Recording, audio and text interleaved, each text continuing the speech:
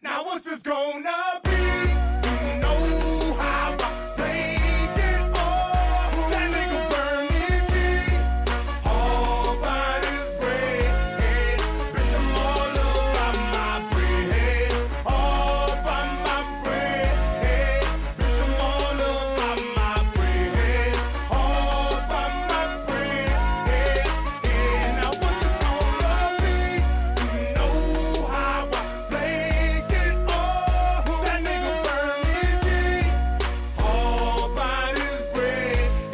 Now bitch, I'm all about my bread, all by my bread. Now bitch, I'm all about my bread, all by my bread. Now bitch, I'm first week ballin', tryna get my bread long. You know the game gone and my mind been blown. Different decisions that I done made got me fucked up now. Still gon' thug the life I'm living, still gon' hold this shit down. Every day of my life, yeah, nigga chasing cheese. And I'm saying niggas should be around there, we'll see you off your feet. My mama been doing bad, but I ain't going into that. I done picked that girl up when I caught my first package. I be damn, me and my people hurting for something for a day. That shit happened, the next man ain't getting nothing. Fade to the root of evil, and that's my damn best friend. I put that on my life, ain't nobody gon' fuck with him. You try to jam it, yeah, that ass getting chopped. Tryna serve ain't got no business on my block, I bet you're getting chopped. Now either way you try to fuck with my pockets, don't believe that ass getting chopped. Now what's this gonna be? You know how I played it all. That nigga burning G, all by his bread. Bitch, I'm all about my bread, all by my bread. Bitch, I'm all about my bread, all by my bread. Now what's this gonna be? You know how I played it all. That nigga burning G, all by his bread. Now bitch, I'm all about my bread, all by my bread. Now bitch, I'm all about my bread, all by my bread. Now bitch, I'm back in the mix. Those flaky niggas better stand down. Came home, got me some yam, I'm the man now. Niggas, some bitches all from my face, I ain't know who they is. Everybody up from my mix like I'm a hero and shit. Fall back, I'll buy a brick. Right now I'm on a mission, I'm giving you 2 for 20. Got grams going for 50. Putting that in my pockets, the nigga you bullshitting. What the fuck you ain't listen? I done told you I got to get it. Nobody depending on me, so it's all mine. I ain't stressing out by myself, that's how it going down. My mama fighting her little addiction, she gon' be alright. Boy, I have a tweaking and begging, I put something up on the pipe. This is no fraction of my life, still all in for a lick. Lurking for fatty, looking for niggas to tone mix. Start to lurking if I'm hurting, different side come out. That flip shit, drop the check on Mr. High, come out. Gonna be, you know how I played it all. That nigga burning G, all by his bread. Bitch, I'm all about my bread, all by my bread.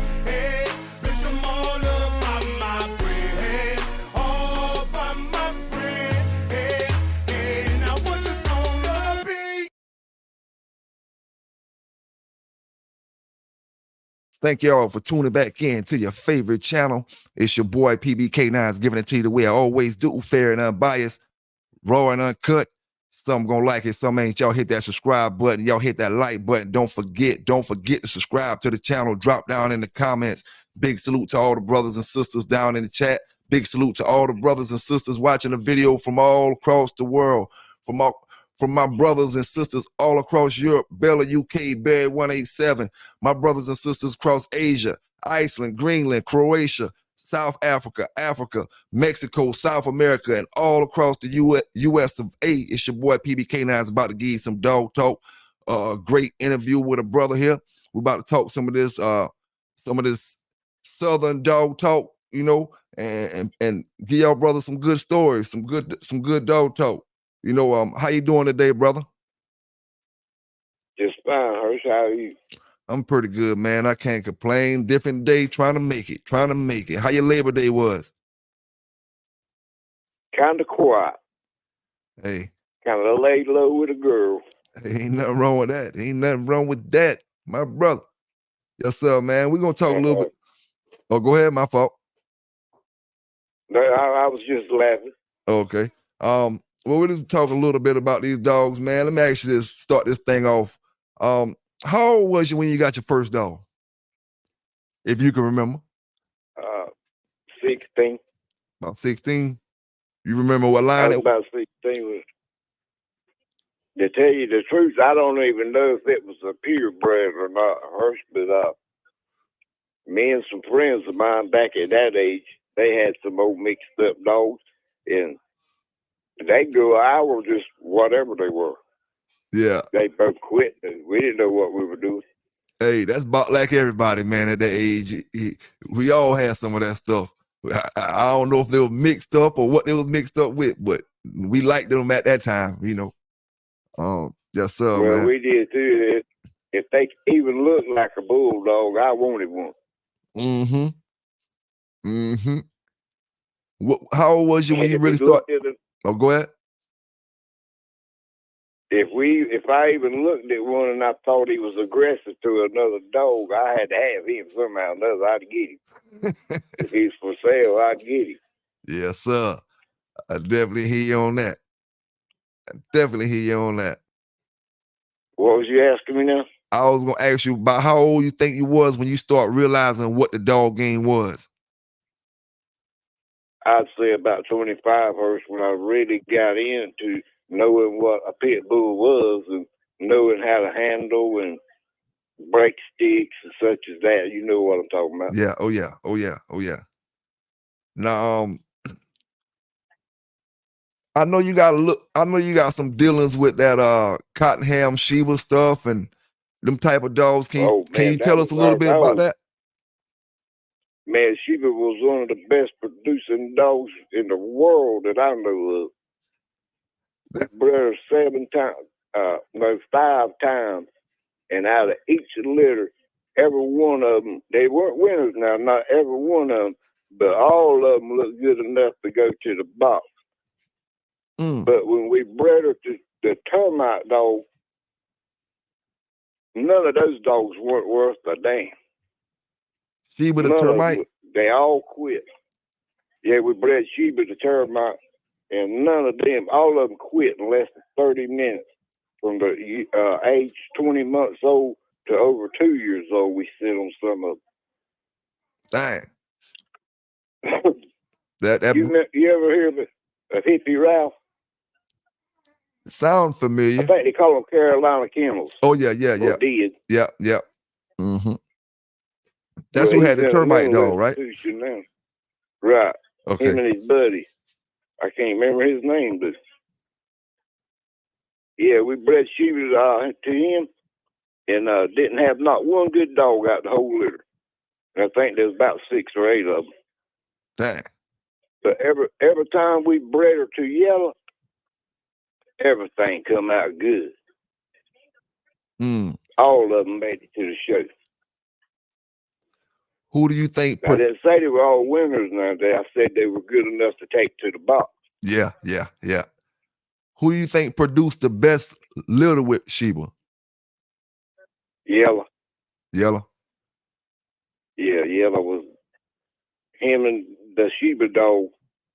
I don't know why they clicked so good, but every one of them, Hirsch, was, like I say, they could make it to the box. And I'd say on the average, 85% of them was winners too. Now if what? not a little better than that. Was them dogs big back then? Off of the Sheba dog, no, they were average. I'd say 40 to 45 pound pit dogs. There weren't none of them up there 55 pound like that. Yeah, I've seen some of them big jokers. Yeah. But Sheba was kind of, the Sheba dog never got rolled in her whole life. She was just a brood dog. Milton Hughes owned her, and he got her from Glenn Cunningham. And so she was never touched, but she was a hell of a producer. A hell of a producer, except with termite. Except for termite. Now I heard, The termite stuff just didn't work with her. yeah, I heard that before. The termite stuff wouldn't work with certain things. Yeah, Milton took her up there and bred her the termite, and none of them turned out. Not one of them. Now, let me ask you this. Now I talked to Mr. I was talking to Mr. Milkman, Pecan Man, Mr. Pecan Man. And He'll tell you a lie. he was telling me that he started with the alligator stuff, and he was showing me a little book that he had with some dogs in it, and he showed me the some, He got them dogs from me, Hersh. Yeah. Yeah, every dog he had, he got from me and Milton. I ain't talked to him. It been probably about a good at least 15 years since I talked to him, if not more. You know, and he was just showing me some books. He had a couple of Rottweilers in his yard. Then he said he was long out of the dogs, and we were just sitting there on the porch talking. And yeah, I think he's eat up with arthritis now. But if he ain't dead. That's what I'm about to ask you. Is he still living? I ain't sure, Hersh. I ain't seen him in over 15 years. Yeah. But the last I heard from some of his buddies, he was in pretty bad shape. I don't hang around with them guys no more. That's been back in early 90s, early 2000s. I mean, late 90s, early 2000s. That's when I got out the dogs in the early 2000s. Now give me, if you had to start your yard over right now, today, if you had to start your yard over right now today, what dog would you do that with? If I could go back to some of the same ones? Yeah. Or out the bloodline now? Nah, with the old ones. I'd go right back with the Shiba dog in yellow. Them the gamest damn dogs I've ever seen in my life. Now, I ain't said he produced or she produced. Somebody done some producing out of that litter. I don't know if it come back through the genes or what, but all those dogs were good. Dang. I believe it. That's how Laverne and Sonny got started with the dogs, messing with me and Milton. Oh, yeah? Yeah. They went up there to Fletcher Chavis and bought some dogs.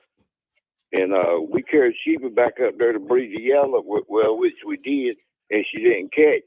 And we let them take that saber dog of theirs up there. She came in heat, so Milton let them have his breeding that Tan owed him. That's how they got started. And all them dogs over there pretty much inbred as hell. Yeah, there is. There is. Now, what you think about the inbreeding? As far as you think you need to throw outs in it, or you think if it's working, let it keep working, or? No, you got to put some outcross in there once you get too tight. There ain't no doubt about that. Everybody know that. Yeah, yeah, yeah. They'll start coming out all funny looking and acting crazy. Mm-hmm. I had a homeboy. A lot of people think they like people if people don't even do that, and you can't do it with dogs over and over. Yep. Yep. I had a homeboy say he don't understand line breeding. Yeah, you're right about that. I had a homeboy. He said he had he did a close some of that Guacamole stuff, close breeding, not too long ago, and he said he came out with a deformed litter. Say they was deformed. Say dang, but he said he took the mama dog to the vet, and the vet told him she had a blood deficiency or something like that. So he said he thinking that's where it came from. Maybe he not sure. It shouldn't have been in all the puppies though, if all of them had it. Yeah. Well, I don't really understand how that would work. Me either, man. You know. Now, what you think about Rocky, man? Because I know I tell brothers about Rocky came from our area, the Cruz Rocky dog. Or the as far as I know, her Cruz raised that dog. He didn't get that dog from Donnie Holcomb. Okay. I mean, I may be wrong now, but that dog was bred down out of Sheba. all that Red Boy stuff up there that Carl had come down off of Sheba. You ever had anything off Except Rocky? for some. Have I what, her? Have you ever had anything off Rocky? No, I ain't never had nothing off of it. In fact, I ain't never had nothing off of Carl's stuff up there except some dogs that I used to go up there to Carl's. He wouldn't even. I'd pick me out a dog. He'd say, "Take him home with you." And pay nothing for it. All right. Yeah. A little while ago when I was calling you, asking you about to get in touch with Mr. Cruz, a little while ago, he had said he was getting out the game, and I had a homeboy that was talking to him as well, and we wanted to get stroke. Yeah, he was doing kind of bad or whatever, and you know how that go when you got all them dogs, you can't run around and chase them like you used to could. So sometimes you hate to get rid of them, but it's you have to get rid of the headache and make your life easier because you ain't that age where you ain't no young chicken no more. So yeah, Carl was getting kind of old if he's still alive. Yeah. Best of this. I talked to him right after he got out of the hospital. He was doing okay. He told me he was getting rid of all of it. No, he wasn't doing too good, or I haven't talked to him since then. But he told me he was getting out of the dogs. I don't know nothing about any of his dogs except the Rocky stuff and the stuff bred down out of I don't know how it's in the books or the papers now, but I don't know if they got it registered as Cottingham or Hughes's. The Rocky dog? No, the Sheba dog. Oh, the Sheba, they got them as Cottinghams. Down out of Sheba. They got them as Cottinghams. Right. Mm-hmm. The Sheba dog is Cottingham? Yep, that's what they got him down as. Yeah, he's the one that originally had her. We got her when she was about 15 months old. Had never been touched. Now, when it come to yellow, man, and they always say yellow only did enough to get the job done. You ever seen any yellow shows or know anything about the shows as far as that actual statement? I've only seen I've seen some videos, her, and that's all he did do, and he would turn like hell. I mean, he'd make you think he was gonna leave the box. Damn. But he looked crazy. Mr. Burns seen him go, his first 2 times, and then I think the last 2 times. James Burns seen him go. That old man's dead now. But he was overseas and bet $4,000 on him. Didn't even see it. Damn. He was in the Marine Corps then. He had confidence in him, though. Yeah. And they must have had a lot of confidence in him because back then, $4,000 was a lot of daggone money to be betting on a dog. Hey, a lot right now, so imagine back then. He would even snap and pop. Damn. I mean, he mostly stayed in hope, but dog got him in a little bit of trouble. He goes snapping and popping. Damn. They can't stand that. A good dog can't stand one that snaps and pops at them. Damn. They'll make a good dog look bad.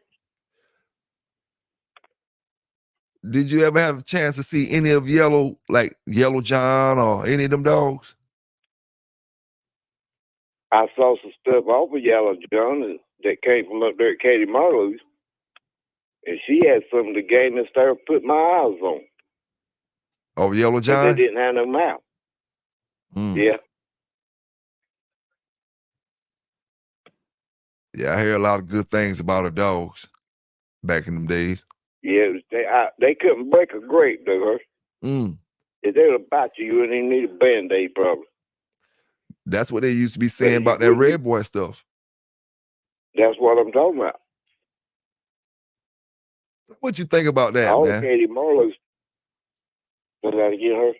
What you think about that Red Boy, the stories, the Red Boy period? I think the Red Boy dogs are one of the gamest bloodline there is, but they just don't have no mouth. Yeah, yeah. I've seen a few that Katie Marlowe had a britches dog up there, they called him. and Rattler. Both of them could bite fairly well, but most of them would just mostly outlast the other dog if unless he could break him down. That was their main weapon, trying to outlast, huh? Yeah, especially if you got a real smart head dog. He wear you behind out. Well, you know how long it takes most of the time. Mm-hmm. Comes down a lot to the conditioning. Yeah, yeah, yeah. Now, let me ask you this. What do you think the biggest mistake brothers make when they trying to start their yard off nowadays times? They just go to any and everybody that's got a dog in their backyard. Mm-hmm. Like that Pecan man you call him. That's Mac Booth. Yeah, Mr. Mac Booth. If you wanted to buy a dog from him and you told him what you wanted, he had it. Oh, he was one of them kind of breeders? Oh, yeah, he was a paper maker. Yeah.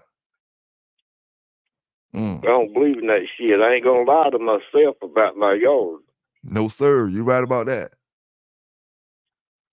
You right about that. He told me he had some good alligator dogs before he got them from me, and he got them from me. And then he said they could bite like hell, but they weren't game. And then he showed me he showed me some pictures of ones he had. The I guess they were Red Boy Jocko dogs or whatever. He showed me them, I think, and I probably stayed out there about a good hour. He didn't ever tell you about the Radar dog. He showed me one dog called Radar. He showed me one red nose that he had. I think he said he made champion with him, but he didn't have him at the time. He got stolen. He made champion with him? Yeah, he made champion with him. He couldn't break a grape. Dang. He got that dog from me. I gave him to him when he was about 15 months old. I tried to start him up. He went to wheeling, and he bowed a little bit, but he went to wheeling and turning and wasn't scratching. I gave him Mac Booth. Mac kept him till he got a little older, and he cranked on up then. So now what you just said just now is what I want to ask you. Them Red Boy Jocko dogs, you think they late to starting up or late in the mature as far as you need to sit on? We know a lot of them dogs you can kind of see something in 6 months, 5 months. You know. Yeah. What do you think about them Red Boy Jocko dogs? They slow starting. Some of them are, real slow. We kept some around here till they was almost 3 years old before they cranked up. But we knew what we had, and they were worth waiting on. Yeah, that's what I was about to say. You knew what you had. And it seemed like some of the late bloomers, I want to call it, was some of the best dogs. Man, you took the words out my mouth. It seemed like the ones that don't start up till they 2, 3, 4. Oh, I heard Mr. Vern told me he seen one at 4 start up at 4 years old. You know, you got to really know what you got and really just wait on them when you're waiting that long. You start getting that 3-year mark, you know what you got, and you know eventually something gonna turn. And it seems like when they snap, them jokers be the strongest, the smartest, the gang, man, they be wrong now. I think one of the biggest things a lot of these young up and comers are doing, they're trying to start their dogs too early. I had a litter around here at 10 weeks old. I had to separate them. Yeah. Every one of them went eating one up and still had milk teeth. Yeah. That's when you know you got a litter, when you got to separate them as puppies. And a lot of these brothers, they yeah, but once they got older, every one of them was bad when they was puppies. But once they got older, it seemed like the ones that didn't really crank up with the rest of them, they made the better dogs. The quiet puppies, the puppies that weren't really too acting like the rest of them. The ones that was whipping up on some of the other ones. The ones that was getting whipped up on turned out to be the best dog. Yeah. I mean, they would take a hope and stay in hope. Dang. I don't like them when they do that. It's just too hard to handle. Yeah, yeah. What was the most successful cross you seen made? As far as I'm concerned, the Red Boy Jocko is about as good as I know of. Now, I know these other people disagree with me, but because they got their own bloodline that they like. But what I had, me and Milton had together from Carl Cruz and David Tant and Mr. Burns, we done very well with that stuff. Yeah. Hey, I'm gonna back you up on that. I agree with you. But we didn't do so much trying to inbreed as Laverne and Sonny did. You think they did too much There's a inbreeding? difference between line breeding and inbreeding. Yeah. Yeah. You think they did too much inbreeding? I know they did. You ever seen Big How John? do you ever start out seen? with one litter? Go ahead. Go ahead, Earl. You was about to say how you start off with one. one litter?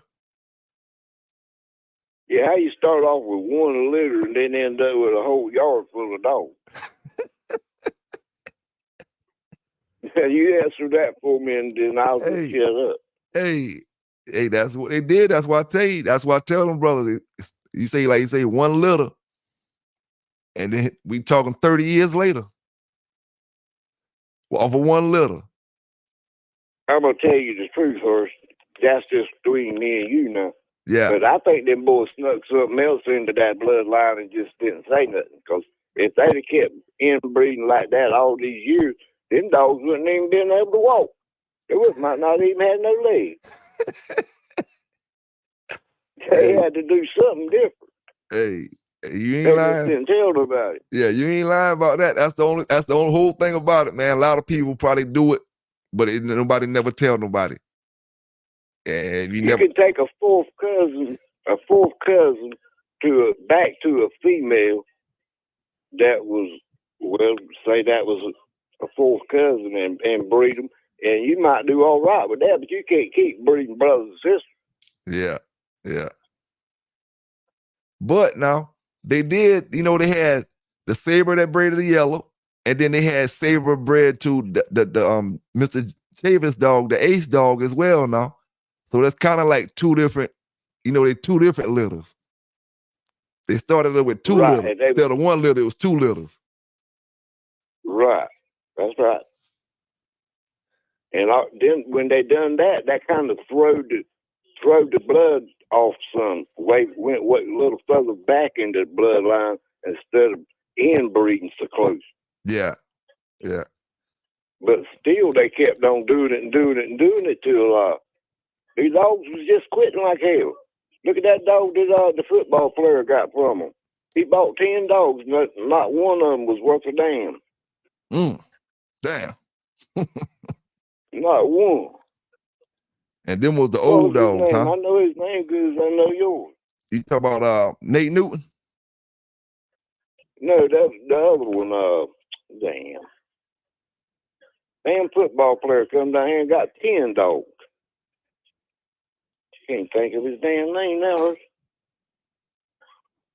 Anyway, none of them weren't no good. Damn. So what you think the best producing dog that come off this stuff was? Out of which ones you talking about now? Out of the old stuff that they had. I really don't know. I never messed with them boys a whole lot after they started all that lamb inbreeding. Yeah, yeah. They say that Wrangler dog was a good dog. I never seen him good. Yeah. After Big John and Little John, I seen Little John quit stand up on all fours because we the ones stopped him. You seen Little John quit? Yeah. Sonny threw him out, picked him up, and throwed him to the middle of the box. He did. That's when they first got started with the dogs. Yeah. He stood right up there. He thought, well, they'd been going at it about 20 minutes, and their dog went to turning, and Milton called a turn on him, and he carried Little John back to the corner. He wouldn't move a step. Damn. But they say he went on and made champion. And I seen him go again. After that, he went into what's the man's name? Had the Daisy Bay dog, Tom Rattler. Yeah. Laverne had one going into him and some of his buddies, and I had one going into Tom Rattler. And we both won. But the dog that Little John went into didn't have not the first hanger. He didn't have one. Dang. I don't even know why they brought him. Called him Crazy Mike. If he ain't had no hangers and they still brought him, he was a bad sucker. Well, he was bad for a little while, but once he didn't hurt Little John, he had no reason to quit. Yeah. All he was doing was mouthing him. Dang. But that poor old dog that didn't have no teeth, once he got Little John's leg in his mouth, you could tell he bit him some, but other than that, he ain't done nothing to Little John. He had no hangers. Dang. Dang. But Little John might have been one of them late bloomers, as I say. Yeah, yeah. Because they said they went on and 1-3 with him, which they counting that 1-2 with the dog with no teeth. Yeah. But you say he took a loss when his career first started. Little John did. Yeah. Well, they had just got started with the dogs. You know you don't supposed to pick their dog up and throw it into the middle of the box. Hell no. So Sonny was lost in what the hell he was doing. Yeah. We thought he was crazy. I said, damn, this boy's lost his mind. Never seen a man pick his dog up and throw him to the center. Hell, he's supposed to come by himself. You right about that. He picked him right up picked him up and threw him. Dang. You ain't seen none of Big John shows? Yeah, I seen Big John go.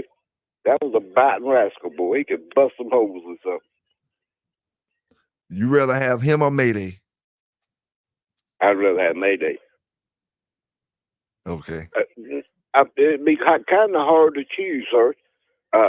Nothing ever stayed with Big John long enough to see how game he was. He'd bite him down, son. He'd bust holes in him like you shot him with buckshot. Dang. Hey, you ain't never heard about the last show they had over there when they made him champion? Now, I heard about the one with Crossroad, but I haven't heard about, I ain't sure if that's the same one. When the last time Big John went and made champion, they matched into their cousin, had a dog off of Big John. Or Brad liked Big John, I might better say, because I ain't sure about that. But anyhow, all them guys come down here from Charleston, Dave Tad and Cruz and Mr. Burns, and they turned them damn two dogs loose. Big John got up in his chest and just busted him up. He was still standing though, and the boy that was handling the dog didn't know how to handle, and Big John wouldn't let go of him. So finally, Big John decided to change. I guess he just decided to get a different horse, and they got them apart. But the other dog didn't try to come back. He just broke him up. But he was still standing up. But I don't know if he couldn't move or wouldn't move, because he was busted up bad. But everybody, I think that was a self-made show. Yeah. They knew what was going to happen before they got there. Yeah. They pretty much knew the other dog couldn't win, because hell, it was one of their dogs they went into. Now, how you feel about that, going into your own stop? I ain't going to do that if I can help it. Yeah. Because I know if I bring one, you can bet your sweet ass he's going to be there a little while. He can make quit on me, but it won't be in 40 minutes. Yeah. Yeah. Not unless they break him down. Them dogs we had around here bred out of yellow sheep, they weren't no bone crushers, but they was smart and they knew how to keep themselves out of trouble. They knew time to change hopes, when to move, when not to move. Dog get him down. Our dog liable to lay there and rest a few minutes. He might not move a damn stitch till he catches his breath. And then he's hell again. So it's Which we ain't the only ones that had dogs like that. A lot of dogs will do that. so would you take gameness over mouth if you had to pick one? I'd go with the game just because what if you get into one that's got just as good a mouth as you do? Yeah, yeah. You both more likely both of you lose your dogs. Mm-hmm. They talk like maybe they could put them teeth together too. Yeah, that's what I heard. But I ain't heard I have heard he went the distance with certain ones, like at least 30, 40, 50, an hour or something. When I hear the Big John stories, you hear all them got stopped in short fashion. But it matters your competition too. It matters about your competition. That's correct also. He never had to be he never was put in a position to where like he put the opponent in. Yeah, yeah. We don't know what. He could shove it out pretty good, but we'll never know how much he could take back. Yeah. Well, they can't, none of them take that kind of punishment. They won't live. They won't be able to walk because he'd break them down in the front end, so they would go down. Dang. He's one of the best fighting dogs that I've seen. I've seen a lot of them, but he could put them together now. Dang. And it looked like you shot him with buckshot. That's when you know they biting. Everywhere he put his mouth, he drilled holes. Not little teeny holes, then it looked like you shot him. Yeah, he had mouth. But I never saw nothing else over there that done that. Dang. I didn't mess with them boys a whole lot, like I say, after they started all that inbreeding shit. Yeah, yeah. You ever seen any of them Burns dogs go? Oh, yeah, I've seen a lot of Mr. Burns dogs go. Mr. Burns has some damn good ones, too. Some of the best I've seen. And none of them weren't bone crushers either. Stumpy, you seen Stumpy? Oh, yeah. I bred my goody dog to Stumpy one time and got some damn good dogs. And they have brother and sister. Dang. Well, they didn't hardly have no mouth much, Hirsch, but to stop one of them, you just pretty much about had to kill him. Dang. Who do you think In was? fact, go ahead. In fact, one of the last dogs I had out of them dogs, I sold to Sammy the Arab, a blondie dog. Mm. And she was they made champion out of her, and then a dog got her about a tongue and pulled her tongue out, and she drowned on her own blood. Dang. Dang. So off the Mr. Burns dogs, what do you think will be the dog to have something coming down off of?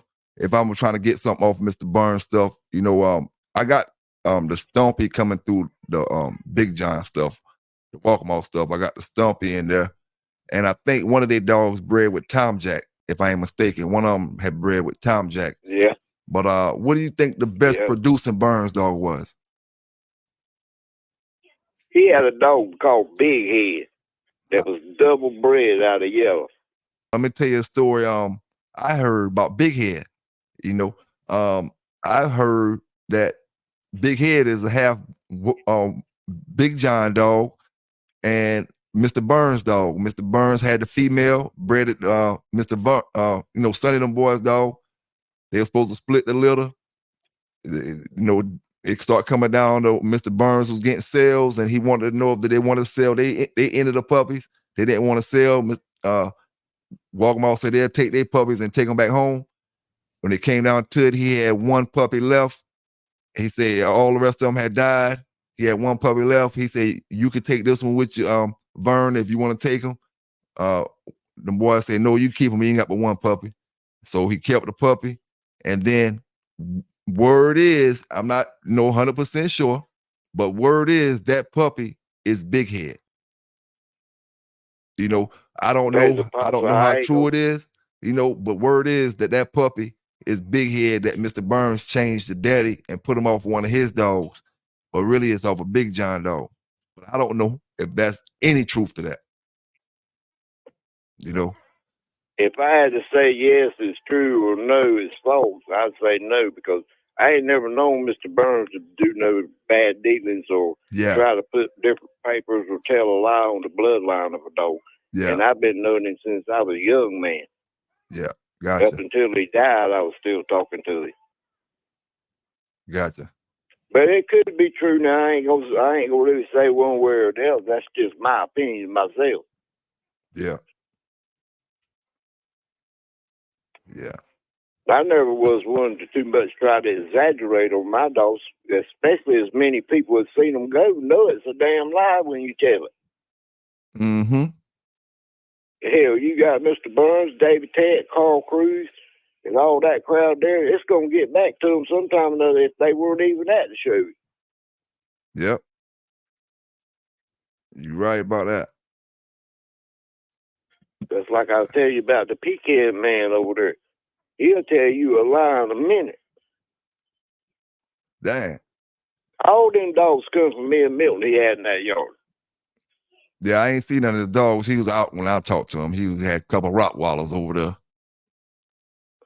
And, Like I told you, I ain't seen him in over 15 years, but I know how he used to be.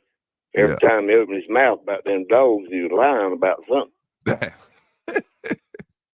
He might tell you that's true. He got 3 or 4 grand champions in his yard. How many people you know got 15 dogs or less and got 5 grand champions? You know how hard it is to make a grand champion if you're going into real competition. Oh yeah. Oh yeah. Man, that's a damn. You're kind of lucky if you make a real grand champion. Hey, you only got 15 dogs and you got 5 over there, boy. You got some producers. Right, that's the kind of shit he'll tell you, though. Some things producing, boy. You send your buddy up there, he don't know, and he walks in the yard and tells Pecan Man what he wants. He's got it. Don't never go to a man's yard and tell him what you want him to buy, because he might have it. Mm-hmm. That's with anybody, right? Let him tell you what he's got. Yeah. And he might not can't believe that either if you don't go to a real somebody you know. Mm-hmm. Now, what you think I about learned that shit young. Yeah, you right about that now. You right about that. What you think about that Eli stuff, man? We had a little taste of that stuff, but we didn't do so well with them. Glenn Cunningham went up there to a man called Lee Triplett in the mountains and got some Eli dogs, and we ended up with a couple of them. They were nothing. I think we got 3 of them. All 3 of them sorry as hell. Dang. I don't know if it's just a bad breeding, but I heard good things about Eli dogs. Just the ones we got weren't no good. Dang. They were kind of late starting up, but when they did start up, best I can remember, all of them at 2 years old quit in less than 30 minutes. Dang. They had pretty good mouths, but they just didn't have no game. That's not the ones we had now. Yeah, yeah. Now, did you ever see the Cottonham's Red Man dog? Mm-hmm. I've seen him go. He was another red boy bred dog out of Cottingham stuff. He was pretty good. He was smart. Rode the ear a good bit. Kept himself out of trouble. And knowed how to tuck them legs back when another dog went after him. And, well, he was just smart. He won 3. Yeah. Dog got him by the leg. Well, he made champion that night, but the dog got him by the leg and busted his leg up pretty bad. And a couple of days later, he chewed his leg off. Chewed his own leg off. Chewed his own damn leg off. Dang. The vet said what happened was the circulation got cut off in it. And dogs got natural instincts how to stay alive. Yeah. When he was chewing it off, it wasn't hurting him. Because it didn't have no blood circulation going down there. Dang. I couldn't understand that. I seen the dog's leg. It was tore all to hell. He chewed it off just above his, I call it his shoulder bone there where his leg is. Yeah. He chewed it off right there. Dang. I had one to do the same thing here one time. I put her in the box, and it went to sleeting and snowing and raining. We had to pick them up. Had to pick both damn dogs up because we was outside and didn't have nowhere else to go. And mine got frostbite in her leg, and she chewed it off. Dang. But at that time, I was going into. Yeah. I don't know who was going to win because at the hour mark, they was both still tit for tat. They was eating one another's ass up. Dang. But the weather got so bad, hell, we couldn't stand it no more. I know the dogs was catching hell. Yeah, that weather was bad. Yeah, it went to raining, sleeting, and snowing all at the same time. Dang. You ain't had to worry about them getting hot, the back though. of a damn field. No, you had to worry about that. You had to worry about them freezing to death. Yeah, when they start like getting wet. Yeah, like I say, mine got frostbite in her leg where the other dog had bit her, and she chewed her leg off. Dang. Like I say, at the hour mark, or a little over, it might have been a little past the hour mark, they were still both toe-to-toe going at it. And both of them was working on each other pretty hard, too. You ever seen that bouncer Like I dog them say, boys have in that area? no, but I heard a lot about him. They thought like he was a pretty good dog. Yeah. I think he had some of that butcher boy blood in him, didn't he?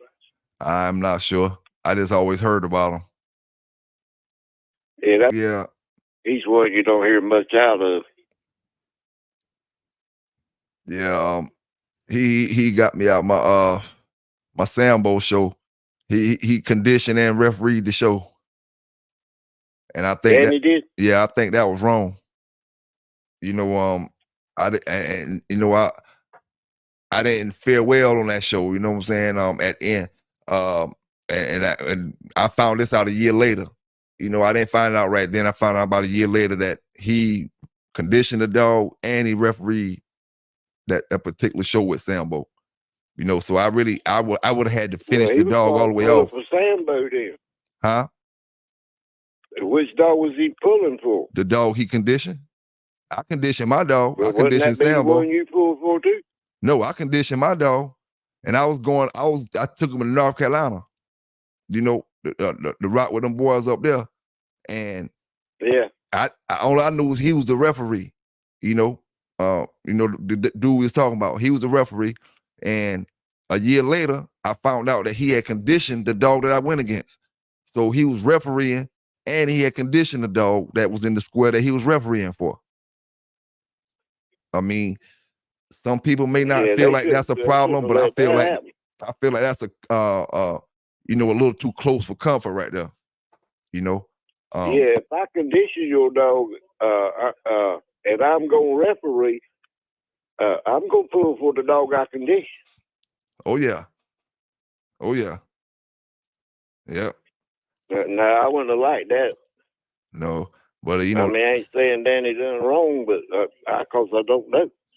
Oh yeah. I took it. I mean, it is what it is, because at the end of the day, the dog's gonna do what they gonna do in the middle. That ain't got nothing to do with me and him or what he did or him being at the place that I feel like he shouldn't have been there or he should have been on the outside. It don't got nothing to do with the dogs. The dog's gonna do the talking at the end of the day. You know, so that's right. So what about them Chavis dogs? You seen them? Yeah, I've seen some of Mr. Fletcher Davis' dogs go. They was pretty damn good too. Every one I saw go looked good. I can't remember their names. It's been so long, Herc. Yeah. But the way I remember Mr. Chavis is me and Milton was together. Was up there at a show they had going on, and that's the first time we ever met Fletcher.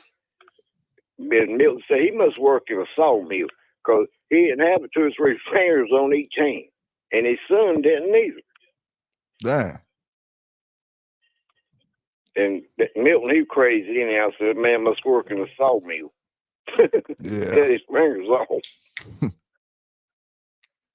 But what ones I seen go, he went in the, you ever tell Melvin Gainey? I'm sure you have.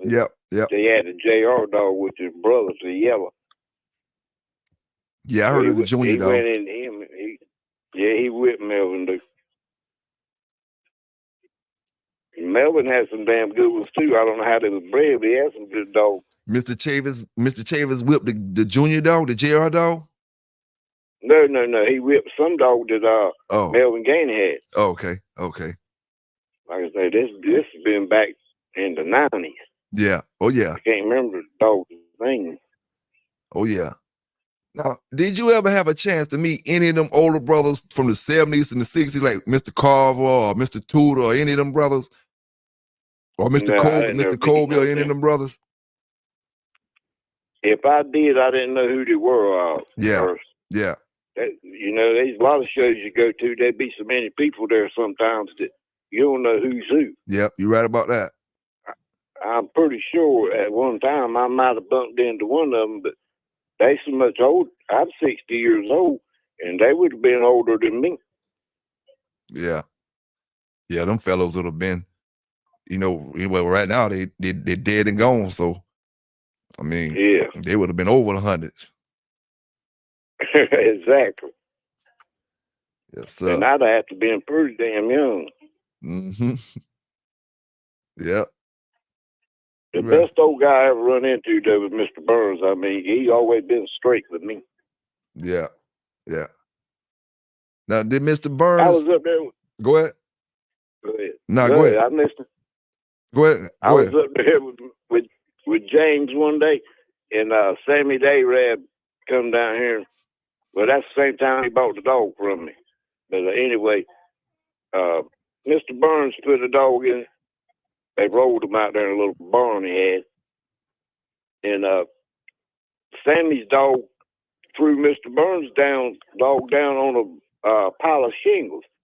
And when that dog hit them damn shingles, he scrooched up in the belly and balled up in a ball like he was quitting. Mr. Burns said, I'm going to kill him. That son of a bitch ain't no good. Damn. I said, oh, wait a minute, Mr. Burns. I think he got hurt on them shingles. He said, well, if you want him, you take him home with you. So I loaded him up in the car and brought him home. He had broke two or three of his ribs. Dang. When he hit that pile of shingles. And I got that dog back up on his damn feet. He had no mouth, not a bit of mouth, and was bred tied out of yellow. And but you had to kill him to stop it. In fact, they didn't end up killing him.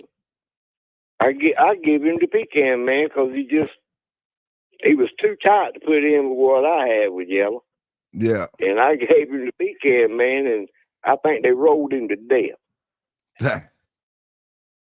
They just rolled him so much they killed him. Yeah. Dang. Mr. Burns was going to kill him right off the bat.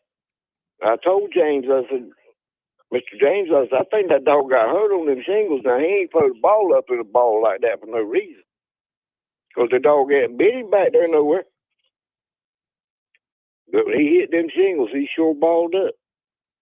Yeah, he hit him somewhere or another where y'all didn't see. He hit an angle that, like you say, broke his ribs. Yeah, he had 2 or 3 broke ribs. Dang. I took him to the vet. I noticed when I got him back home here, every time I touched him around his damn sides, but they was all 3 broke on the same side. But every time I touched him somewhere around that area, he acted like he wanted to bite me. So you know he was hurt.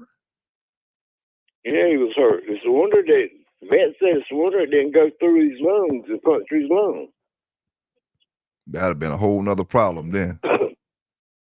Yeah, well, he would have probably died. Yeah. But Mr. Burns, he see a bad sign out of one of his dogs. He don't look right to him. He dead. He starts turning and acting a fool. He won't never make it out that yard. Dang, Mr. Burns put him down. If they don't act right, he put them down. He ain't keep no bullshit in his yard, not to know it. He didn't win them all, but he won most of them. Yeah. I heard a fella say one time he had lost but 1 out of 20. I said, well, you to myself, we was at a show. I just said it to myself. I said, well, you weren't going into no damn competition if you ain't lost but 1 out of 20. You right about that. Now, damn, Hurst, you know better than that. It's hard to win. Well, like I said about making a champion or a grand champion, you're a lucky man to make a grand champion and go into good competition. Mm-hmm. Yep. You right about that. That boy up there, them red boy dogs that he used to have back there, he got from Katie Marlowe, you had to kill most of them dogs. You had to kill them to stop them. But that bloodline's about wore out now too. Yeah. I seen some fellas floating around with the Mr. Bulldog back in their pedigrees. Had some of that stuff floating around. But yeah, he was a good dog too. You ever had a chance to check him out? Bred him to a lot of dogs. Yeah.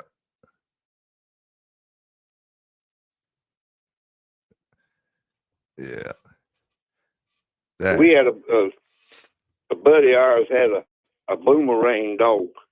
They had rolled her a couple of times, and both times she got the dog by the tail and bit its tail off. And me and Milton went up there and got her.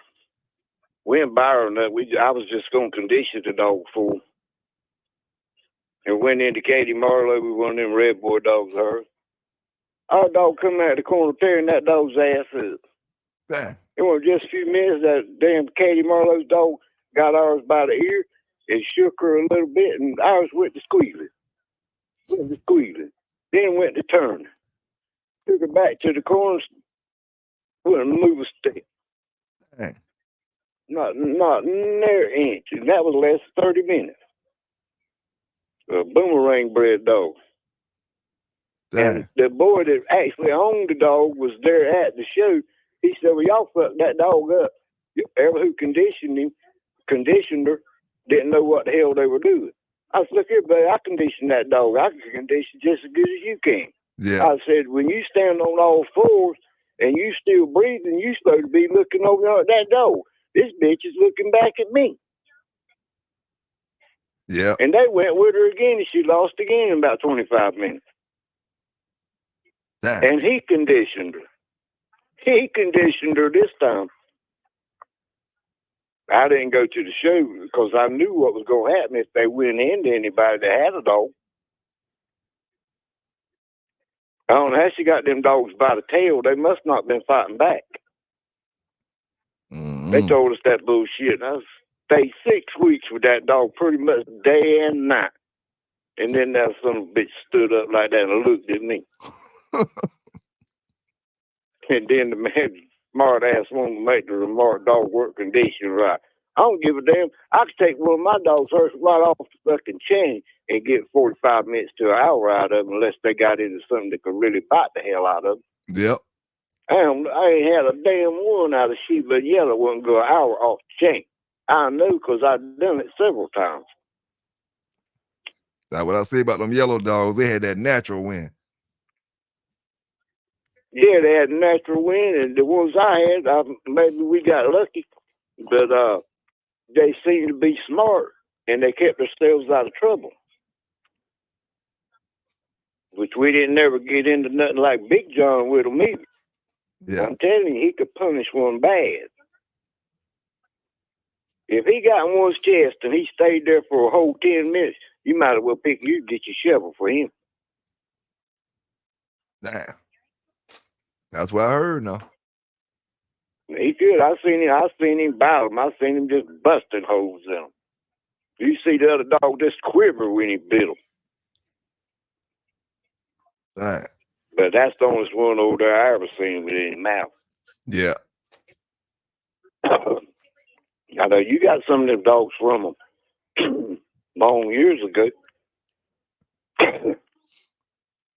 Yeah. Oh, yeah. Yes, sir. I still think they snuck something in that breeding. Like I told you, you can't take a bunch of brothers and sisters to start a yard. Hey, you right now. You're right. But I think they kind of storied a little bit about that now, Hersh. You never know, man. You never know. They never like you said, they made that breeding up there with Fletcher, and that's still all the same blood. They still kept breeding it back round and round in a circle. Yep. Yep.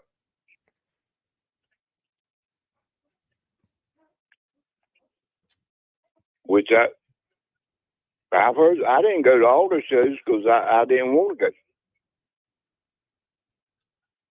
A lot of that mess they set up themselves. They knew who they was going into, and they pretty much knew who was going to win. That's the only thing I didn't like about Laverne and Sonny, setting shit up. Dang. I heard that before. There's people throughout the community, the dog community. I be trying to defend it when I hear it, but people throughout the dog community also have said that before. These set up shows. You don't know Lenny and them guys that got all them dogs from Laverne and Sonny? Yeah. Mm-hmm. Well, how the hell you gonna sell the man a dog then match into the man? Yeah, I hear you on you that. You gonna sell him a dog you know that can whip the one you kept. Yeah. Or the one you kept already stopped him. That's some dirty dealing there. Now, I ain't never done no shit like that. One of mine quit. His ass didn't never leave this yard. He went in a hole. I feel you on that. Definitely feel you on that. That's the wrong game to be. You can't. Till I put them in a hole. All of them ain't gonna make it. I don't care whose dogs they are. Yeah. Some better than those. There's people that love every bloodline. If they got that bloodline, that's what they grew up with, and that's what they know. They like that bloodline better. Because they ain't never really tried a whole lot of nothing else. That's how I am, man. I tried a few other, I tried other lines and stuff, but when I grabbed hold of some of that yellow stuff, I just, I kind of stayed on that side, close to that, at least somewhere close to it. Cause I seen how some of that stuff, like y'all boys is way older than me and grown men when I was just, starting to realize what a dog was. Y'all boys was already about to, on your way out the game, on your way out and shit. So I had a chance to see some of that yellow stuff, and man, shoot. It made me stay close to it. I crossed some of it with some Chinaman stuff one time, about a quarter Chinaman. It turned out right for you? It worked out pretty good. It turned out pretty good for me. I wasn't real interested in doing that, but I done it anyway. And the dog had 8 puppies, and I think the boys at PD Kennels had the dog I bred to. And they got 4 of the puppies, and I sold 3 of mine and kept 1. And that's the one I went into Tom Ratliff with. He broke Tom Ratliff's dog's leg in about 30 minutes. He wouldn't let go of it. He just kept shaking that son of a bitch. He kept ripping it. He knew he had unbroken. Yeah, he had him bleeding so bad by the leg, Hersh, that the blood looked blue coming out of him. Yeah, that was that bruised blood. Yeah, the other Tom's dog finally just laid down, and my dog wouldn't let go of him. He just kept gnawing him. They picked him up. They stood him up in the corner, but I don't know if he would have come or not, but he fell. Yeah. He couldn't walk.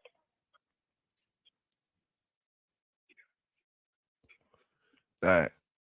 But that boy told me, he said, "You about the lucky fucker. You went into one of the top dog men in the world, and you would at that time had about 15 dogs, and you were 15 dogs." I said, "Yeah, that's a hard man to whip. The one that ain't got no money and hardly no dogs, because he's bringing all his money and his best dog." Yeah. He ain't got no choice but to bring a good one. Yes, sir. You're right about that. Back then, $500 was a lot on dogs. Mm-hmm. Yep. Yep. Yeah, them boys picking on me about that. You got lucky. I was lucky hell. You tell the dog he's lucky. I didn't do nothing. I just turned him loose. Yep. No. You ever hear tell of Ricky Jones? Yep. Yep. I never met him, but I hear brothers talk about him. You heard about his deal going to jail? No. Well, I heard he got locked up. Yeah, I heard about that. Yeah. The dog community heard about it.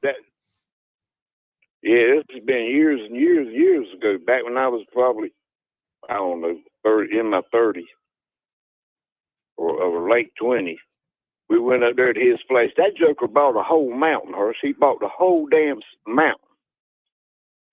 And got right in the middle of it and put up a big dog kennel, built a big house. Dang. And we went up there it was a 10-card show.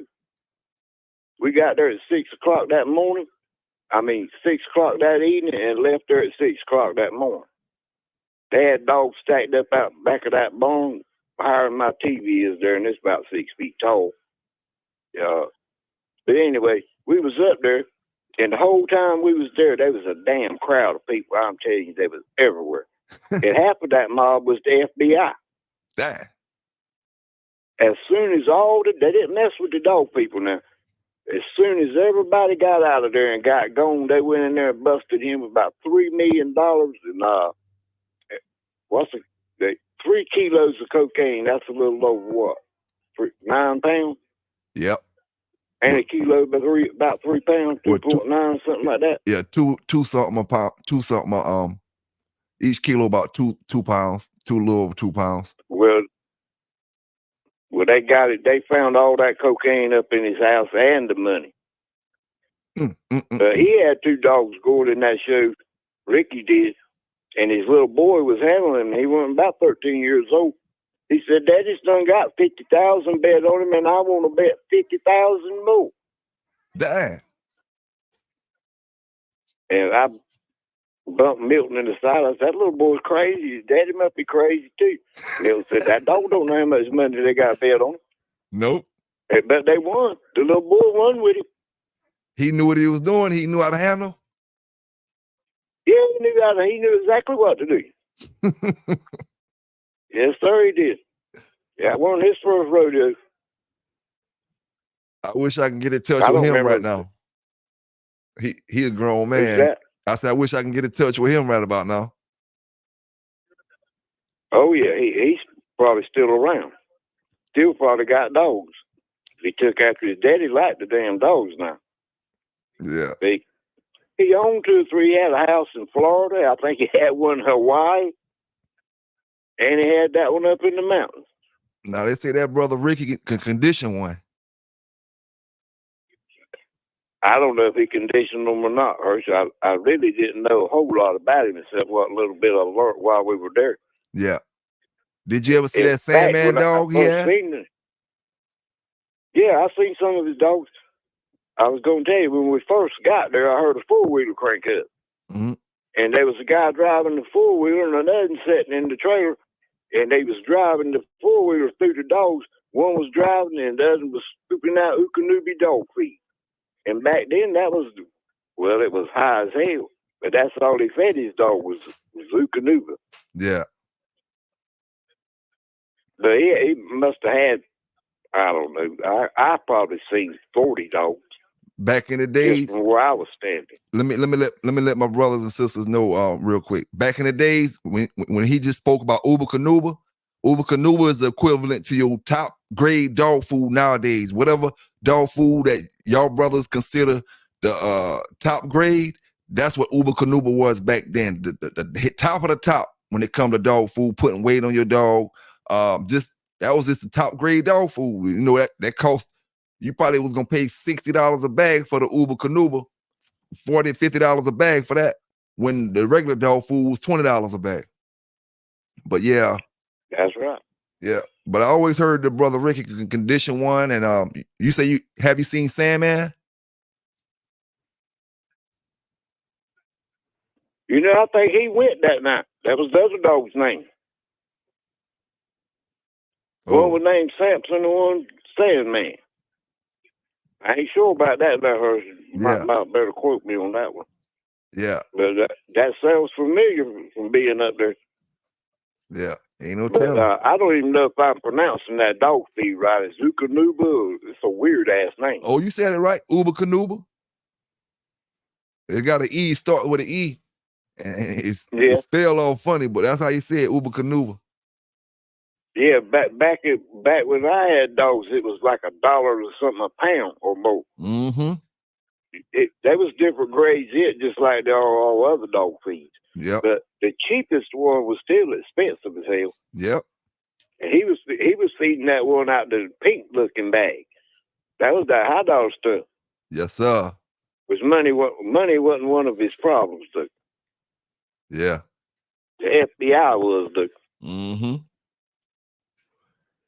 They said they come in there and hovered over that place with helicopters.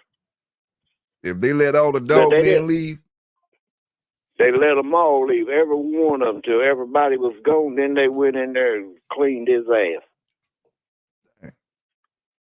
$3 million worth of cash in the house, not counting all that cocaine. Yeah, they knew the dogman. He was in Hamilton County Jail. Dang. I got a book back there telling about when he went to jail and stuff.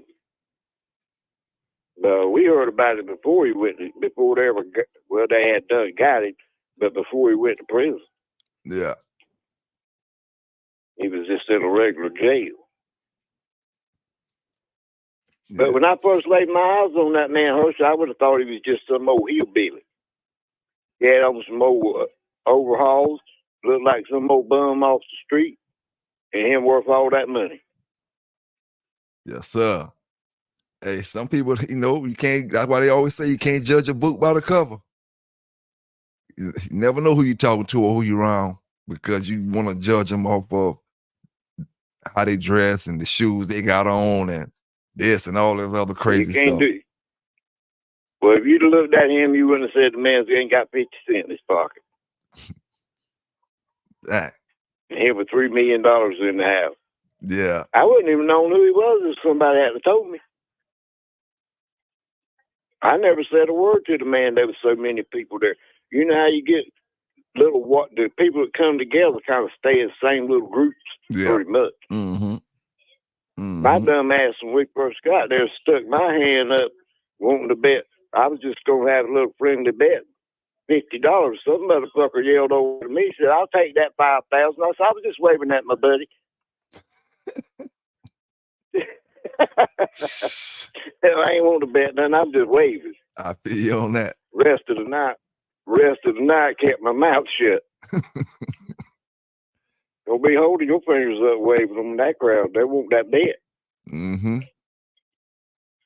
There was a joker up there. Hers had a duffel bag, like an army duffel bag, one of them round ones, like you stand up. Yeah.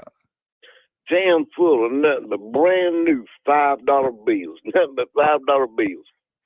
Dang. They had suitcases, like you lock around your arm that's got a combination to it. Yeah. Full of nothing but money. Boy, one playing. Most money I ever seen in one place in my life. Dang. I went out. They weren't over $1 million around that pit.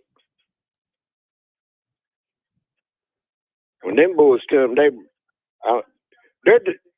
like I say, the dog don't know how much you betting on them. Their dogs didn't look no better than anybody else's. They just had more money. Yeah. That's how it be a lot of the times. A lot of brothers think because them brothers put 50,000 on them back then, that mean they had a high quality dog. High caliber dog. Yeah. It just mean they had a lot of money. They could have had a cur over there. They're gonna pretty much scare you out and make you think, oh, we got a killer. We put 50,000 on them, knowing that dog gonna stop after 30 minutes. But, well, you just think about it. Both them competitors come to win. Yep. Or they had a thinking they thought they was gonna win. They got to be a loser. Yep. Unless they just lay down like I've seen them do before. I've seen two of them lay in the damn pit. 3.5, almost 4 hours, and then the last hour and a half, they ain't do nothing but stay locked the hope to one another. That's when you know you ain't got no mouth. Mm-hmm. So when y'all did it back then, did y'all do it most of the time the scratch to win, or was it the if he stopped scratching in the corner, it's over? The first one quit, lost. Yeah. We never do that scratch to win, because a lot of times your handler can win the show for you. Yeah. Yep. If he don't know how to handle and your dog's getting busted up, you know he's pretty game, and he can't get him out from under a dog when he tries to change holts or whatever he's trying to do. You catch him out of holt, you ain't got a good handler. Your dog get busted up, where a good handler will get him up and get him back to the corner and put that scratch on the other side. Yep. Yep. You're exactly right. And then you just hoping and praying the other one don't come. Yep. Yep. That's how a lot of the shows that I went into, it was you know, if you stop scratching, it's over. And I started telling the brothers that, and I started telling the brothers that, and they was like, you know, the scratch to win. You know, and I didn't really, you know, I always heard about it, but I didn't really come up on that. We came up on, if your dog stopped in the corner, it was over. You know, if you want to give a courtesy, you took a courtesy. Yeah, but back in the day, that was one of the rules they had, scratch to win. If you went by them rules, that was the first thing you make clear with the referee. Yeah. If scratch to win or first dog quits. Yeah, yeah. I always went first dog quits. Yeah, yeah. I weren't too much good at handling. I mean, I could handle half-ass, but some of them boys sharp now. They'll pull a dog out of a damn crack. Oh, yeah. That's a good, like you said, a good handler, and especially when you know that other dog ain't got too much left in them, or you see something bad in them off that last scratch, and the good handler will snatch that joke up out of there, like you say, out of a crack. Get them back to that corner. Yes. Some handlers are risk getting bit to get that dog up out of there. Oh, I've been bit several times, but your handler can win the show for you. Not saying the other dog's a bad dog or your dog's that good, but he can win it for you. That's what you want. You want the best handler on them, right time. Yep. I was saying you want the best handler, on them. You know, even if you got a good dog, you do want one of them kind of brothers that can get them to that win when it's time to get to that win. Yeah, you sure do. That makes a lot of difference, having a good handler. Because you might be you might be outside of the box and you got a bad handler, right? And you see all kind of you see all kind of mistakes he's making with your dog, like that, you know, the match could have been over 15, 20 minutes ago, 30 minutes ago, but he just won't get it. And some brothers will let the other dog come back into the show, and they start taking it over, and they could have got it over 30 minutes ago, but now you done let that dog come back, you know, and shit, he pretty much in the scrap now. Right. That's a lot to do with your handling. A lot of times, like I keep saying, your handler can win the show for you. Mm-hmm. As I call it, getting the dog out of the crack. Well, when you pull him out of that crack, you give him time to get his breath back there for 30 seconds and kind of get his head back straight. Yeah. And hoping that other dog ain't doing so well. Mm-hmm. Yep. But yeah, like I say, I believe in the handler now. He got to be just about as good as the dog. Who was you? Some of them boys slick, those. All right. Let me ask you this: when it comes to conditioning, are you a treadmill or a road work man? What do you think you get the best condition out of, or as far as a Jenny? I've used a little bit of both. I use the treadmill and the road work. What you think as far as the results wise? I think the treadmill put most of the muscle on them, and I never did like one was look like the Hulk, because time he gets in there and them damn big muscles start tightening up on him, he'll get where he can't hardly move. Mm-hmm. That's why in the later years they started putting these dogs so lean instead of muscling them up, You can't go with all that muscle. You don't need all that muscle. Nope. Nope. Oh, That's why a lot of people can't go into a dog. My God, look how much bigger he is than mine. That's because you ain't got yours on weight. You got all the damn muscle on him when you could have took another 2 pounds off of him. Mm-hmm. Yep. I've made that mistake before too. Now, when you was if you don't get somebody to teach you when you're young about dogs that really knows that's been in that box, if a young person has already talked to a real dog man, he'll know when he goes to a man's yard the way he talks, whether he talks to the right person or not. Yeah. Because that motherfucker won't know what he's talking about. Mm-hmm. Hey, you are 100% right about that, man, because when I was like probably 17, 18, and 19, I was talking to, like, I was dealing with Crossroad and Sonny and them boys, and I had knew Mr. Puckett by that time, and I had met Mr. Mac. I had met Mr. Mac in my 20s, but I knew different people. So at times I would stop at Brother's Yard with dogs, and they'll give me that bullshit story, like you said, something that I can read through instantly. You know what I'm saying? Because they don't think, I know about dogs because I'm young. I'm a young head, and these guys in their 40s, I can look and tell they're in their 40s, and they trying to give me some bull jive story. And I even had a homeboy that went and bought a dog from a brother, and he seen another dog on the yard that was mixed breed. It was like a hunting dog, like one of them long dogs. The dog was a sausage dog, like Roscoe Pico trained. The brother sold him one of them as a puppy. It was a puppy, and he bought him. And then the dog started getting long, about 3, 4, 5 months old. The dog started getting long, and he tried to take the dog back. And the man shot in the air at him, told him, "Get the hell out my yard." But they say they seen the daddy, who was actually the daddy of that dog, on the yard, and it was a long sausage hunting dog. And the man said he keep him away from all the pits and all this, gave him that story or whatever. But yeah, man. Once you get, like you said, a young brother get to meet one of them real dog men and talk to him, and he's doing them right and telling them the right stuff, and then he go out there and meet somebody else that's trying to run that railroad on him, he can spot it. Yeah, I learned that real quick. Mm-hmm. Me and Milton went traveling all up and down the East Coast messing with dogs. And we go sit with one fella all damn day. Take us all night to get back home. And just listen to him. Just listen. Hey, them was the days that you would do that, man. You would ride for hours if you knew you was going to somebody's house just to talk about dogs. That's all we talked about. Every once in a while, some of them was in the military. They'd get off on that, but after that, it was all dogs. Yeah. Them was the good old days. We was just talking. You can tell when a man knows what he's talking about, what he don't. Mm-hmm. What if he comes up with some kind of damn bloodline that nobody you knows ain't never heard tell of, never in the world heard tell of this bloodline? Yeah. But he's got it. This is the only one. I'm the only one got these. Yeah. Well, hell, you keep them then. You must be the only one that wants them. Mm-hmm. I want my stuff to come from a man that's got proven stock. Some of it I looked at myself. I feel you on that. Which I did when I was younger. I bought a lot of them damn $50 puppies.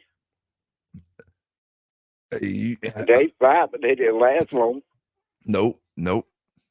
You're right about that. Now, what was the biggest setback you had when you was in the dogs? What do you mean by setback? Or like, was it ever a time where, where your dog game was going good and there's something went wrong, this dog died, or maybe a mishap happened where it just set you back in your dog as far as your program that you had going on? I don't really remember having no setbacks. I had a dog to come and eat right here one time, got pregnant, and I know I didn't breed her to nothing. I killed every one of them. Oh yeah, that that can be considered, because ain't no telling what you would have bred her to if you would have bred her. People don't believe this either. a goddamn German Shepherd or any male dog that smells the heat, smells a female in heat, he's smart enough to walk through all them damn dogs and get to that bitch without one of them getting hold to him. Yep. And he'll go there and he'll breed her and he'll get right back out like he came in. Yep. Hey, and the dog that you may hear me talking about on my show Sambo that I had back in the days, he was off Champion Fatty and the Crossroads stuff. That dog was badass, but that same exact thing you just said, when I was at work, that dog got loose, went to my neighbor's yard. My neighbor had about 15, 20 pits over there. He went to my neighbor's yard, went around all the dogs. And this is a dog that would put one down in a matter of minutes. He went around all the dogs and stuck to that girl dog. And then my neighbor ended up tying him back up, you know, but he didn't mind because he wanted to breed him to him anyway. You know, it was some of that same yellow stuff. But it's just the fact that he passed all the other dogs, you know, because he had that on his mind, going to get whatever he was smelling 2 houses down. We stayed like 2 or 3 houses down from each other. And then, man, that joker went around. He ain't try to bite at nobody. He ain't went at no dogs. He went straight for that girl dog. And like you said, them shepherds and the mutts, they say the mutts know how to, what you call it, hypnotize your dog. If you think you got to kill a dog out there, they say the mutts know how to come. They say something to them. And them girl dogs are... I don't know about all that. I don't know. I might not go along with that one too good, but I know they're smart enough not to go inside that chain reach. Yeah. Mm-hmm. Like I say, that was something snuck up to mine out there, brother. And I know damn well I didn't breed her because I wasn't going to breed her that time because she was a young dog and I was going to skip the first heat because I had more out there. Yeah. So as soon as they was born, I got rid of them. Dang. I let her have them all, and that was the end of that show. Matt Booth would have kept them, though. He sold them pit bulls. Especially if they didn't have long hair and a bushy tail. Dang. Dang. You was talking about earlier the alligator stuff. Yeah. Carl started out with that stuff up there, that alligator blood. That's how we got a hold of some of it. How was that? Yeah, he had a... Huh? How was that alligator stuff? It's pretty damn old. He's in that Richard Stratton book. Now you talking about a rough-looking old cousin. You talking about the plumber's alligator dog, right? Yeah. That's the only original plumber's alligator I know of. Me too. But when I was talking, Carl had 2 up there that could break one down now. I mean, they bust them up. So Mr. Burns said he carried one over there, and in 20 minutes, that dog had his was butchered.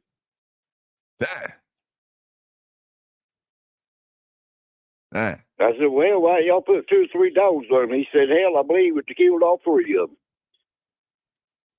I don't think he killed Burns' dog, but he chewed him all up. Why you think that stuff kind of faded away? It weren't game. I got a couple of them. Mr. Burns gave me 2 puppies from up there, and I gave one of them to Matt Booth. That's how he got it. Yeah, he told me he was running the alligator stuff. They could bite like hell. But it faded out fast. It didn't last long. Yeah. If your dog ain't game, unless he's like a big John, can go in there and get the job done quick, you might be in trouble. Yeah. Dang. That's like we was talking about the money. Back in the day, $500 was a good bit of money for a lot of people. And fella ain't got 15 dogs, you know he's going to bring the best out of 15. Mm-hmm. Glenn Conham said one time, it's harder to win these cheap shows than it is to win a damn $10,000 one. Yep. You right about that. Like I said, dog don't know how much you betting on him. Nope. He don't know if you got $5 on him or 500 or 5,000. Or 5,000. He gonna do the same thing he's gonna do for any of it. Me and Milton started out with them Paladin dogs. Now, You know what I'm talking about, don't you? what you think about them? Yeah, because that's what them boys got across. Walkmore them got across of that Paladin stuff in their stuff about some years back. That's the cross that they made maybe 10 years back. That Paladin stuff. Well, we had some of the stuff that was straight out of Paladin. Paladin was their daddy. Oh.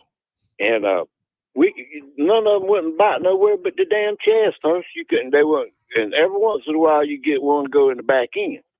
But other than that, it was just chest rooting and pushing hard all the time. I mean, he'd blow himself out. And if he were conditioned real good, he'd be burnt out in 45 minutes. He'd be wore himself out. Dang. But when they started crossing some of it with some of the Red Boy stuff, now I've seen some pretty good ones out of that. The Paladin Red Boy dogs. Yeah, they started crossing that back in the day, and they done pretty good. But the Paladin shit was game. They crawl back. Oh, wow.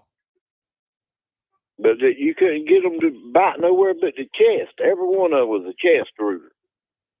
You out of 20, I bet you 10 of them wouldn't bite nowhere but the chest. Mm. Half of them would not bite. I don't know why they was like that, though. Dang.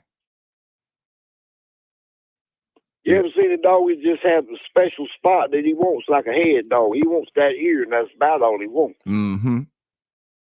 Yep. And he's hard as hell to whip, too, if he's smart. Yep. It's good to have a smart one.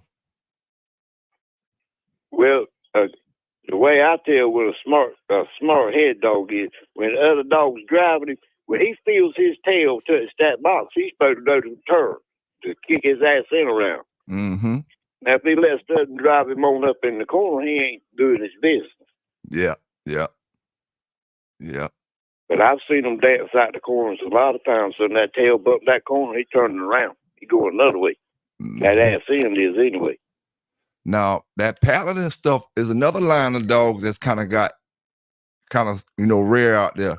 It's not saying the line ain't good, but it's not as much as the other stuff that's out. You can't find the Paladin stuff like you can find some Jeep dogs or Eli dogs and stuff like that. You got to really look for it. Right. I don't know anybody got no Paladin blood now. Yeah. You don't see nobody posting that stuff either. Like no pedigrees on it or none of that type of stuff. Yeah, I ain't seen none of it in a lot of years. They tell me that Hollingsworth and Bolio's working good together, though. Yeah, yeah.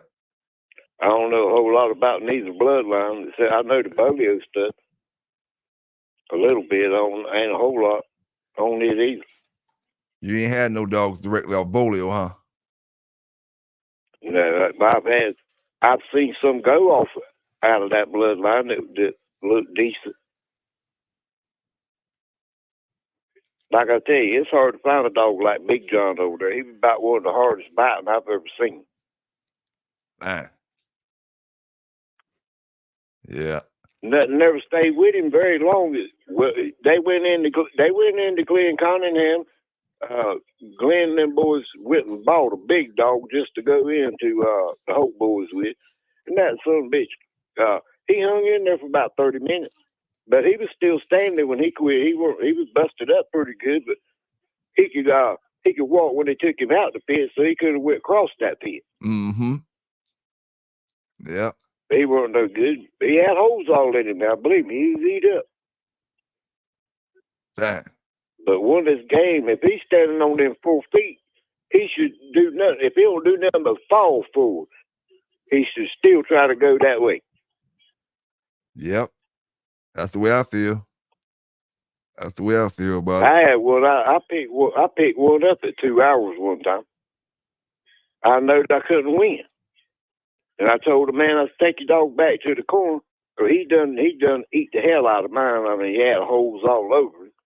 And I took mine back to the corner, and he fumbled and fell and stumbled. And they held that dog all the way in the corner until mine got there, reached up, took a little pinch of skin. Damn. And I brought the dog back home, kept him in the house a couple of weeks. I said, well, I'll put him back on the chain. And that time it was winter time. It was dark when I get home and dark when I leave. And I don't know how the hell maggots got in him in the wintertime.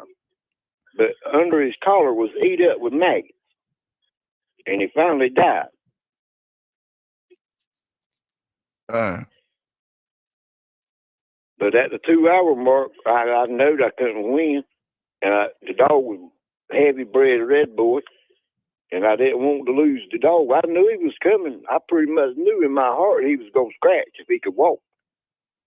Which he did fall down a couple of times. But he still made the 10 count. And you still end up losing the dog. Yeah. I ain't never had one to get maggots in the wintertime. Yeah. I ain't never seen no blowflies in the wintertime. Yeah, you're right about that. But you know this weather begin. That was back in the days.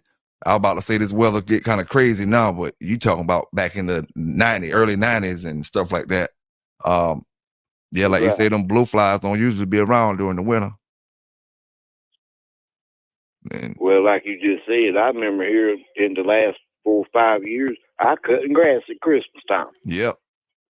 They're gonna have to switch our seasons up in a minute and give us about 3 seasons: spring, summer, and right. Winter and fall will be combined, and it might make up a new name for fall and winter together, because we have about a good 20 days of cold weather from November to March. Maybe a good 20 days that you got to wear your coat outside. Spread it all out up through them days. Right. Well, the last couple of winters, we ain't had much of a winter. Nope.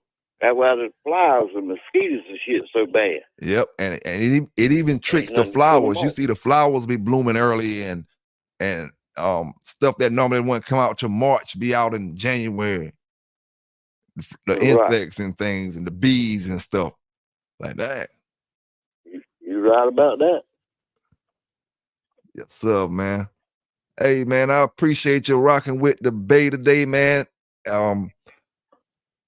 I appreciate you. I'm gonna give these brothers and sisters this dog news, this dog talk, like I always do.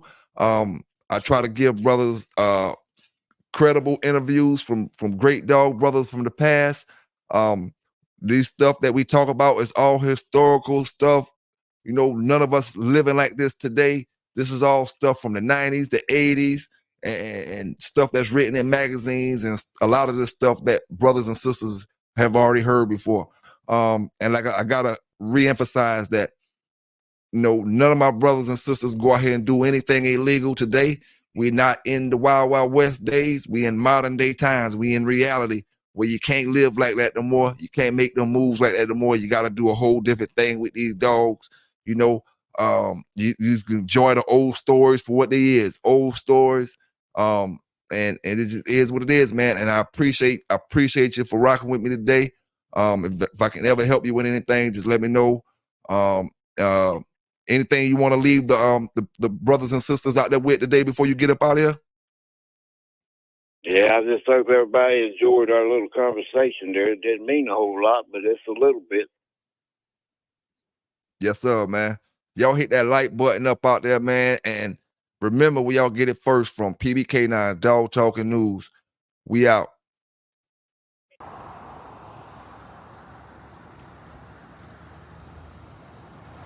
Anyway.